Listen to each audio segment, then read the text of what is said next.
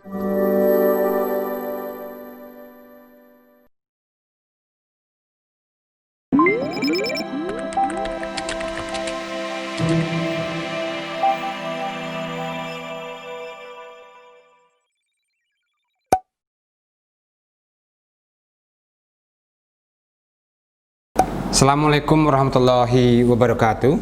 Salam sejahtera, Om Swastiastu, Namo Buddhaya, salam kebajikan. Selamat datang para mahasiswa dari Gunung Sitoli dan Unpam dalam mata kuliah evaluasi pendidikan.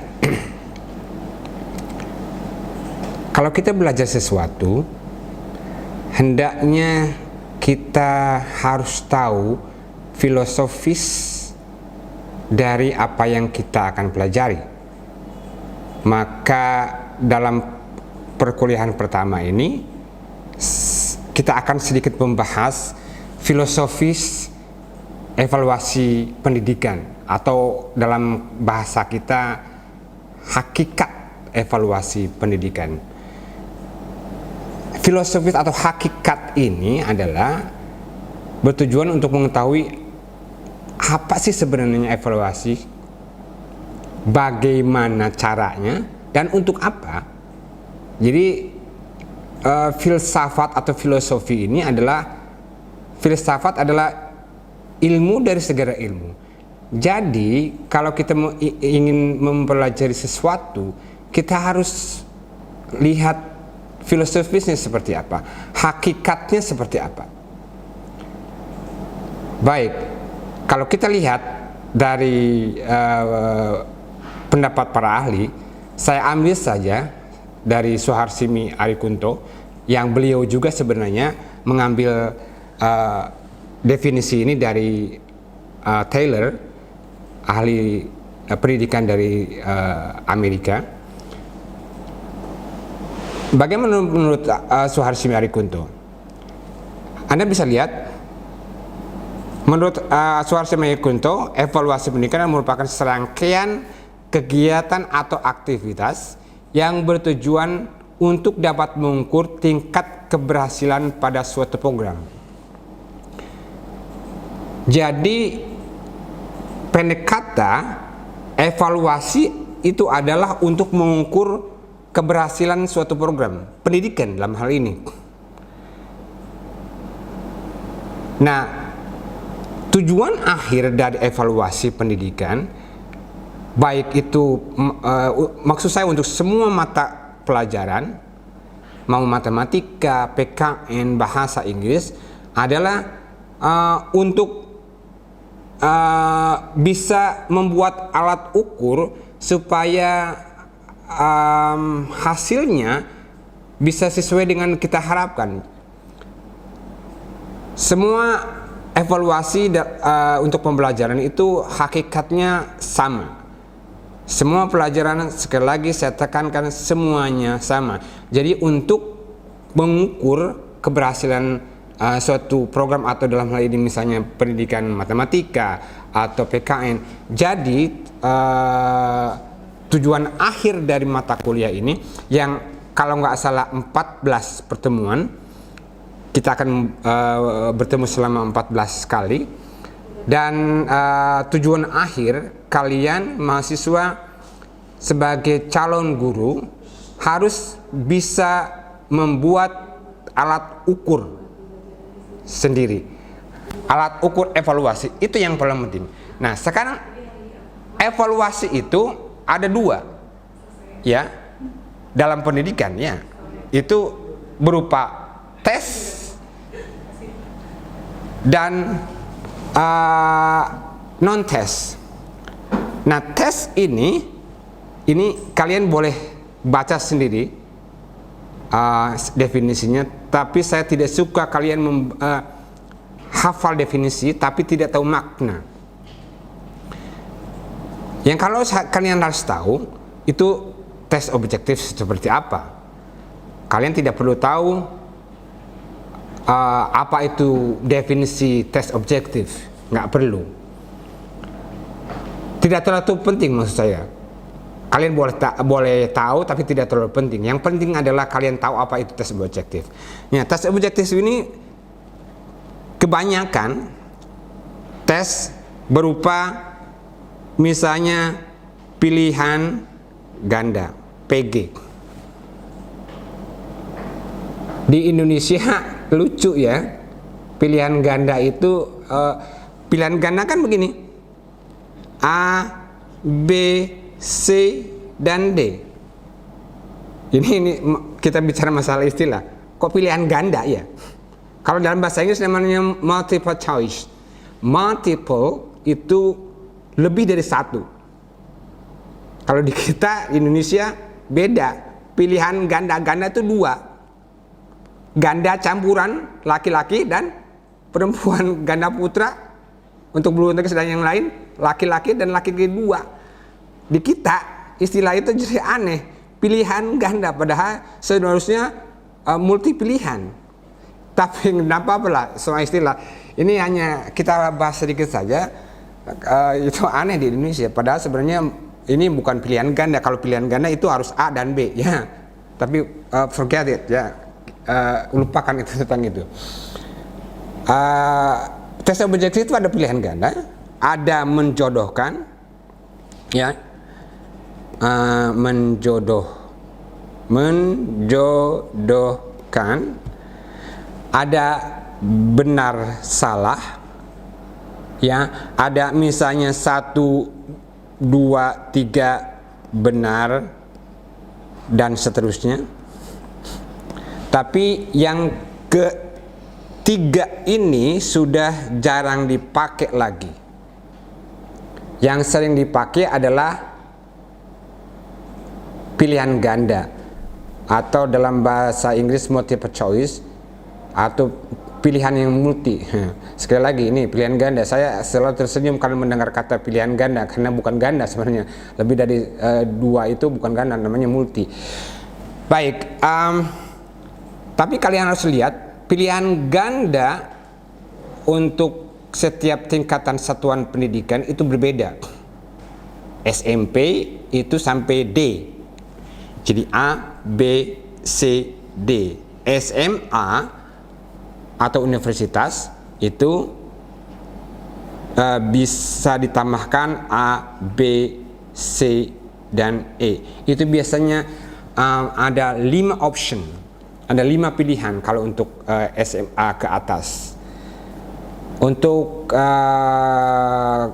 mahasiswa biasanya sih sebenarnya tidak ada pilihan ganda. Karena pilihan ganda itu tidak bisa mengukur kemampuan tingkat tinggi, itu kelemahannya. Mudah membuatnya tapi tidak bisa mengukur kemampuan yang tingkat tinggi. Makanya jarang sekali di perguruan tinggi memberikan tes berupa pilihan ganda. Kalau nanti kalian melihat di latihan itu pilihan ganda, karena itu akan tujuannya adalah untuk mempercepat proses dalam mengetahui apa yang selanjutnya akan dibahas. Misalnya pretest supaya cepat memeriksanya, karena memang itu kelebihan dari pilihan ganda. Itu memeriksanya lebih cepat. Ya, itu salah satu faktor kelebihan dari pilihan ganda. Dalam sekian second, apalagi dalam sudah pakai mesin, pilihan ganda akan lebih cepat diperiksa. Essay atau uraian itu lama. Belum ada faktor-faktor lain. Nanti akan kita bahas. Kemudian tes uraian, ya. Jadi ada pilihan ganda dan tes uraian. Nah, ini tes uraian ini bisa mengukur kemampuan tingkat tinggi dari C1, C2, C3, C4, C5, C6 itu adanya di uraian. Jadi uraian ini adalah tes yang paling baik untuk mengukur semua tingkatan kesulitan. Daya pikir hot, high thinking order, high order thinking skill itu adanya di tes uraian. Kalau tes objektif pilihan ganda itu agak susah untuk mengetes tingkat kesulitan C4, C5 dan C6. Bagi Anda yang kuliah PKN, kalian sebelum memulai membuat tes urean itu harus tahu dulu kata kerja operasional. Saya tentukan di bawah kata kerja operasional dari taksonomi Bloom. Untuk kalian yang PKN, untuk kalian yang ada di NIAS, karena saya tahu kalian adalah jurusan matematika, kalian tidak perlu menghafal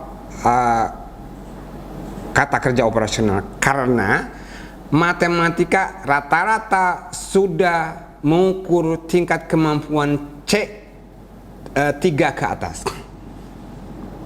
Jarang sekali C1, C2 itu tidak pernah ada matematika. Kalau ada, itu gurunya atau dosennya sama sekali tidak paham. Saya kasih contoh tes urean yang C1 matematika. Apa itu rumus?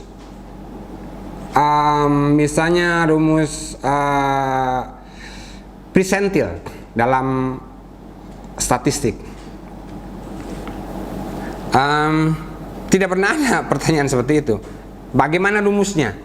Bagaimana penggunaan itu yang kedua? Bagaimana C2? Bagaimana penggunaan persentil? Nggak pernah ada. Yang ada soalnya dikasih bagaimana menghitung persentil desil suatu urutan angka. Itu biasanya ya. Jadi tidak pernah ada soal matematika seperti itu. Kalaupun ada ya mohon maaf, berarti gurunya atau dosennya tidak mengerti tentang hakikat dari tes itu sendiri ya. Baik, kita akan lanjutkan. Jadi tes itu adalah evaluasi itu ada beberapa. Ada yang namanya assessment. Nah, assessment ini sebenarnya digunakan adalah untuk seperti yang Anda lihat di kaca, untuk mendapatkan informasi dari proses atau hasil belajar, untuk mengetahui seberapa baik kinerja mahasiswa atau kelas atau siswa dalam pembelajaran tertentu ya. Setelah itu, setelah hasil assessment itu didapat, baru dilakukan penilaian. Jadi assessment itu hanya untuk melihat prosesnya. Nah, untuk selanjutnya baru diadakan penilaian.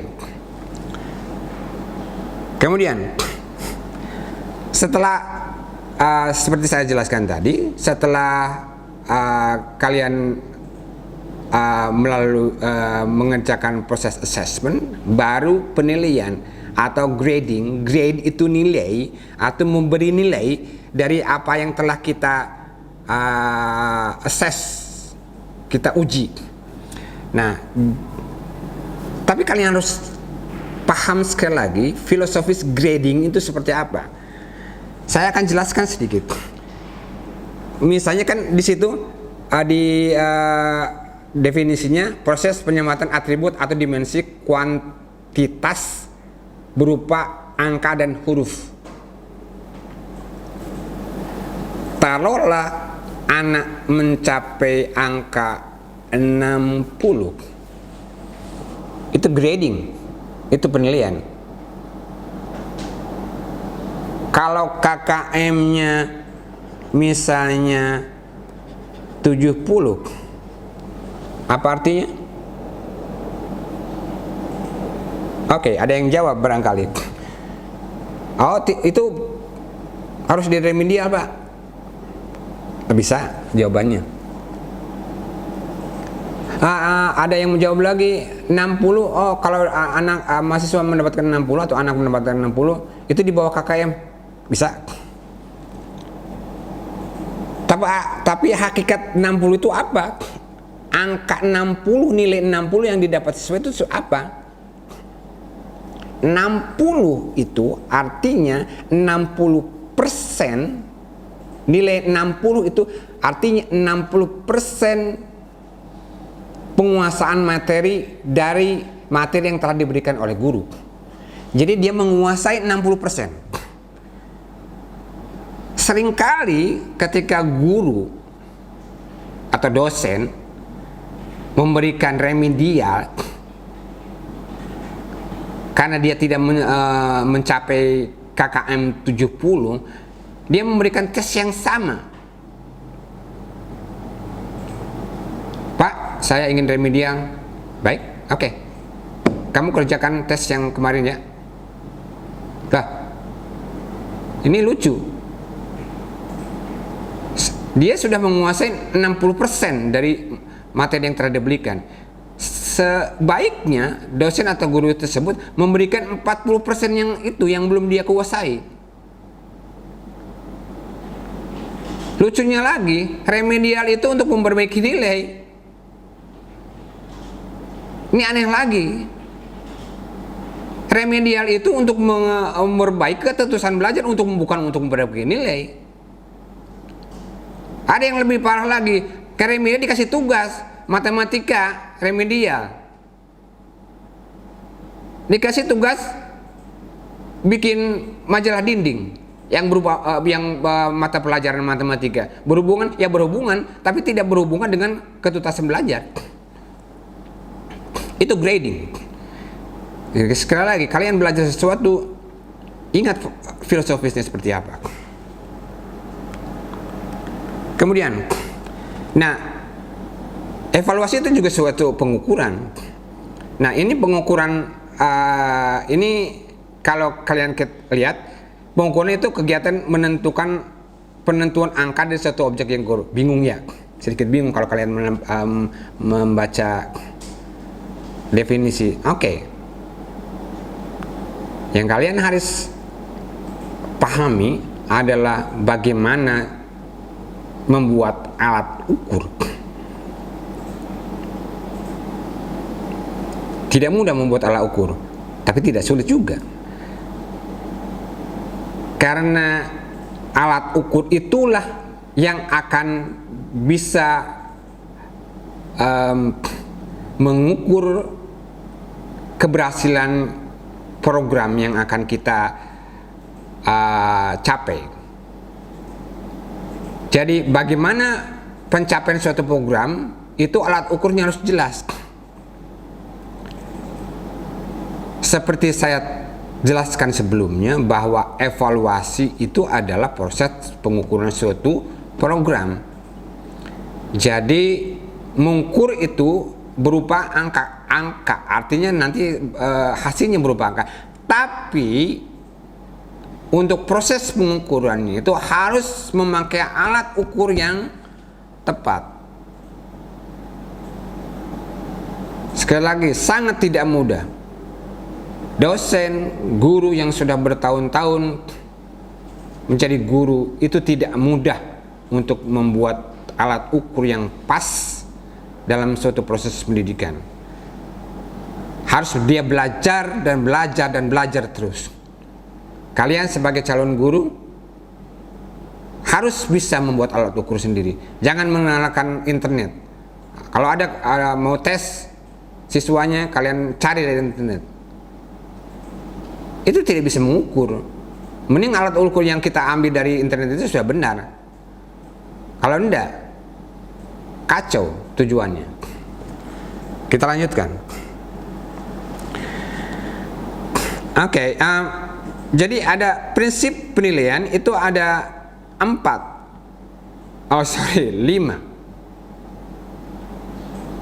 Yang pertama, seperti yang Anda lihat di slide, berorientasi pada pencapaian kompeten. Jadi menilai itu lihat tujuan akhirnya apa. Kalau tujuan akhirnya kita sudah tahu, proses penilaiannya mengacu kepada kompetensi yang akan kita capai. Secara teoritis gampang, prakteknya yang agak susah. Saya bilang agak susah, tapi tidak susah. Agak susah kalau kita mau berusaha untuk membuat prinsip penilaian yang baik. Susah bagi orang yang tidak mau berusaha. Oke, prinsip penilaian yang lain valid. Valid artinya bahwa proses pengukuran itu, proses penilaian itu sesuai dengan apa yang dinilai. Ini bingung lagi nih penjelasannya. Oke, begini saja pendeknya. Anda belajar matematika, Anda calon guru matematika, Anda memberikan pelajaran matematika perkalian untuk kelas 1 atau kelas 3, perkalian tidak ada, kelas 1, kelas 3, 4 ke atas ya. Valid itu bahasa lain tuh ada akurat. Misalnya tadi perkalian kelas 3, kelas 4 untuk SD. Kita beri soalnya 2 digit. Ketika tes, kita berikan tes matematika, sudah benar, tapi tidak valid. Belum tentu valid. Yang di latihan kita pakai 2 digit, yang di tes matematika 3 digit. Matematika juga tapi tidak valid. Ya bagaimana mungkin latihannya 2 digit kemudian diberikan tes 3 digit, itu tidak valid. Ya adil. Adil artinya bahwa penilaian itu harus sesuai dengan fakta yang ada, objektif. Tidak melihat siapa yang mengerjakan. Memang nggak ada yang tidak, oh iya, terutama penilaian uraian. Di dalam penilaian uraian itu ada namanya carry over, efek carry over. Nanti kita akan bahas. Ada efek-efek lain. Jadi kalau misalnya contohnya beginilah, istilah bahasa Inggris membuat kalian pusing kelihatannya. Kita lihat misalnya kita memeriksa tes ya. Kalau itu siswanya pintar, anggapan dalam diri kita itu pasti anak pasti bisa. Begitu anak salah sedikit aja, ini nih, ini pasti bisa. Ini maksudnya pasti di sini nih, karena sehari-harinya dia pintar. Lihat, itu tidak adil karena faktanya dia salah. Jadi adil itu harus sesuai dengan objektif yang ada. Oke, bagaimana kalau nyontek? Benar. Penilaian itu harus juga menyeluruh. Tidak hanya hasil tapi proses juga kita dilihat. Ya. Itu adil dan objektif semuanya digabung. Berkesinambungan artinya berlanjut. Penilaian itu berkelanjut artinya harus nyambung dari pendidikan SD, SMP, SMA. Matematika kalian yang pelajari yang kemudian akan kalian ajarkan, atau PKN yang kalian ajarkan, itu harus berkesinambungan dari satu satuan pendidikan SD, SMP, SMA. Perguruan tinggi itu semuanya SD, SMP dipelajari tapi diperdalam. Jadi perguruan tinggi itu tidak ada yang lebih tinggi untuk pelajaran PKN, sama, tapi diperdalam. Baik. Oke. Saya kira saya sudah menyampaikan beberapa prinsip penilaian dan hakikat penilaian.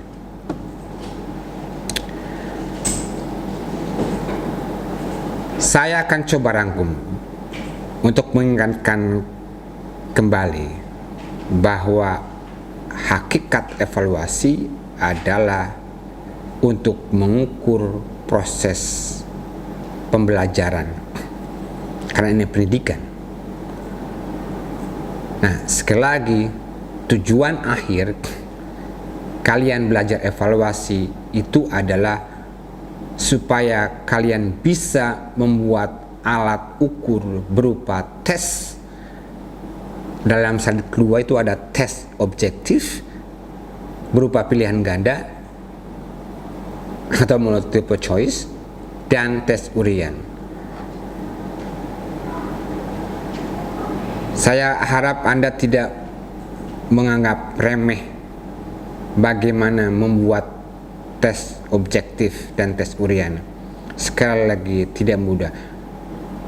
Alat ukur itu harus benar-benar valid dan reliable.